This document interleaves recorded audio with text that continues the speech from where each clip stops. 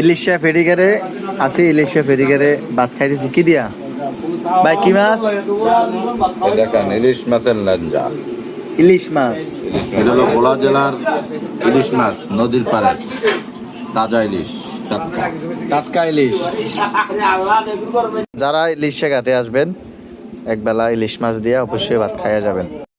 এখন আমরা দেরি না করে চলে আসলাম ফেরিতে। আমরা এখন দেখতে পাচ্ছি কিভাবে একটা ফ্রি ওয়াশ করা হয়। আসলে এখানে যখন ফেরিতে বিভিন্ন গাড়ি থাকে, অনেক যাত্রীরা গাড়ির মধ্যে অনেক কিছু খেয়ে ময়লা করে, সেই ময়লাগুলাই ফেরি কর্তৃপক্ষ যারা লোক আছে তারা ওয়াশ করতেছে। এখন ফেরিটা ওয়াশ করা হলে ওই যে দেখেন গাড়িগুলো একটা একটা নামবে এবং নামতেছে। আমিও ওইগুলা সিরিয়ালের পিছনে পড়ে গেছি। আমি নামবো সম্ভবত ট্রাক এগুলা নামার পরে। আমি এখানে কিছুক্ষণ দাঁড়াবো যাতে আপনারা দেখতে পারেন ফেরিতে কিভাবে গাড়িগুলো নামে। এক একটা গাড়ি যখন নামে তখন ফেরিটা একবার ডানে কাত হয় এবং একবার বামে কাত হয়। ঠিক আছে, যত বড় বেশি লোডিং গাড়ি তত বেশি ফেরি ভারসাম্যটা। ওই যে আপনারা দেখেন এই ট্রাকটা যখন নামতেছে ফেরি কিন্তু ডান এবং বাম কাত হয়ে যাচ্ছে। আপনারা একটু খেয়াল করলে দেখতে পারবেন। তো আমি আরও কিছুক্ষণ দাঁড়াবো, আরও কয়েকটা গাড়ি নামুক, আমি আপনাদেরকে সেগুলো দেখাই, আপনারাও দেখেন। যারা গাড়ি নিয়ে সাগর পথ পাড়ি দেবেন তাদেরও একটা এক্সপিরিয়েন্স হয়ে যাবে। আমি সরাসরি গাড়ির বাইরে যাচ্ছি আপনাদেরকে এটা দেখার জন্য। এখন মোটামুটি গাড়ির সবগুলা সেটিং করা হয়ে গেছে। এরপরে আমি গাড়ি নিয়ে নামবো। এই ফেরির নাম হচ্ছে বেগম রোকেয়া। হ্যাঁ, আমরা ফেরির নামটা অলরেডি দেখতে পাচ্ছি এবং ফেরিতে উঠেও নামটা আপনাদেরকে দেখাবো। আমি গাড়িটা ফেরিতে উঠানোর টাইম হয়ে গেছে, আমি গাড়িটা ফেরিতে উঠাই ফেলবো। আর এটা হচ্ছে ঢাকা টু ভোলা, এটা কিন্তু আরও বড় বিশাল।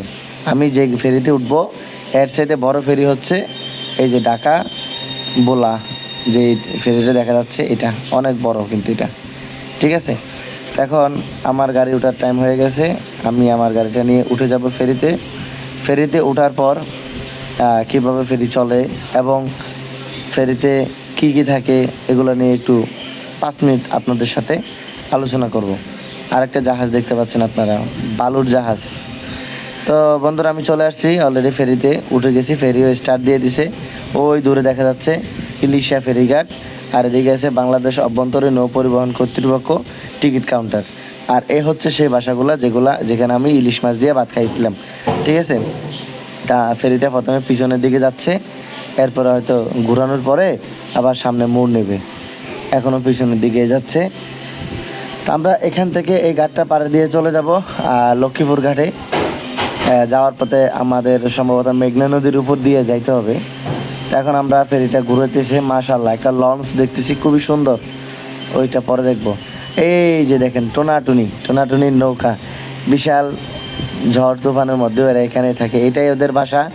এটা দিয়ে ওরা মাছ চাষ করে এবং মাছ চাষ করে না, মাছ ধরে ডাঙায় বিক্রি করে, আর ওনারা সুখেতে দিন কাটায়। এবার সরাসরি চলে যাব যাত্রী বহন, যেই এগুলার কি বলে আপনার, এগুলার পরে লঞ্চ, যাত্রীবাহী লঞ্চ। ঠিক আছে, এবার আমি একটু ক্যামেরার সামনে আসব, আমি কিভাবে আছি। এত বড় একটা ট্যুর, এখানে প্রচণ্ড বাতাস, একটা শার্ট এবং সেই সাথে আমি লুঙ্গি পরা। ঠিক আছে, আমি কিন্তু লুঙ্গি পরে আছি, দেখেন লুঙ্গি পরা অবস্থায় আছি। প্রচণ্ড বাতাস, কথা বোঝা যাচ্ছে না, এই জন্য আমি বাসায় এসে আবার এক্সট্রা ভয়েস দিচ্ছি।